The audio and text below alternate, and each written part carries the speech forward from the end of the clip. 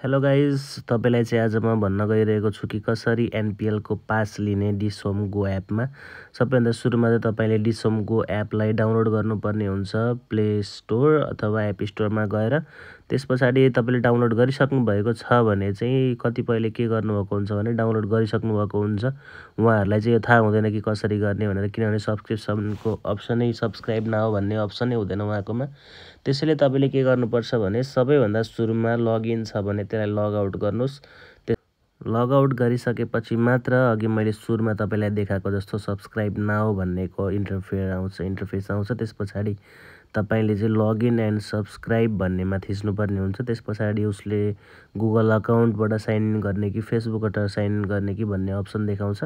त्यस पछाडि तपाईँले फेसबुकबाट गर्नुभयो भने डबल त्यो भेरिफिकेसनले गर्दाखेरि धेरैजसो प्राय अब नहुनै सक्छ। त्यही भएर तपाईँले गुगल अकाउन्ट युज गर्नु होला, तपाईँको नेपालमा लोकेटेड भएको गुगल अकाउन्ट। त्यस पछाडि गुगल अकाउन्ट युज गरिसकेपछि तपाईँकोमा यस्तो आउँछ पेमेन्ट केबाट गर्ने भनेर। तपाईँले खल्तीबाई सेवाबाट पेमेन्ट गर्न सक्नुहुनेछ। यहाँनिर आफ्नो मोबाइल नम्बर र एमपिन हालेर तपाईँले एमपिन हालिसकेपछि चाहिँ यहाँनिर तपाईँको 300 रुपियाँ काटिन्छ यी सेवाबाट। र यी सेवाबाट काटिसकेपछि यता सब्सक्रिप्सनमा देखाउनु चाहिँ पर्ने हो, तर मेरोमा चाहिँ देखाएको छैन।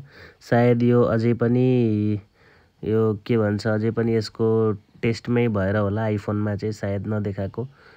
जो सब्सक्रिप्सन चाहिँ मैले लिइसकेँ र यहाँबाट मेरो ब्यालेन्स पनि काटिसकेको छ होइन। यहाँ म तपाईँलाई देखाउँछु, मेरो 384 रुपियाँ मैले यसैको लागि हालेको थिएँ र यहाँनिर 84 रुपियाँ मात्रै छ, ब्यालेन्स भन्ने काटिसकेको छ। अब हेरौँ यो टेस्ट भइसकेपछि पक्कै पनि मैले सब्सक्रिप्सन पाउँछु होला। र यही हो गर्ने तरिका चाहिँ, मलाई पनि थाहा थिएन, मैले आज ट्राई गरेको र यो प्लान चाहिँ आजै आएको छ। र यो प्लानमा चाहिँ ऊ देखाएको छैन, मेरोमा कुनै प्लान छैन भनेर देखाइरहेछ। सायद भोलिसम्ममा यो टेस्ट भइसकेपछि सायद आउँछ होला भन्ने आशमा छु। यही हो तरिका गर्ने सब्सक्रिप्सन लिने एनपिएल हेर्नको लागि। र सबैले थर्ड पार्टी एप युज नगर्नु होला, एनपिएललाई सपोर्ट गर्नु होला। 300 रुपियाँ त हो, 300 रुपियाँको यो लिएपछि 3टा डिभाइसमा तपाईँको चल्छ भन्ने कुरा छ। त्यही भएर तपाईँले 300 रुपियाँ खर्च गरेर एनपिएललाई सपोर्ट गर्नु होला, नेपाल क्रिकेटलाई सपोर्ट गर्नु होला।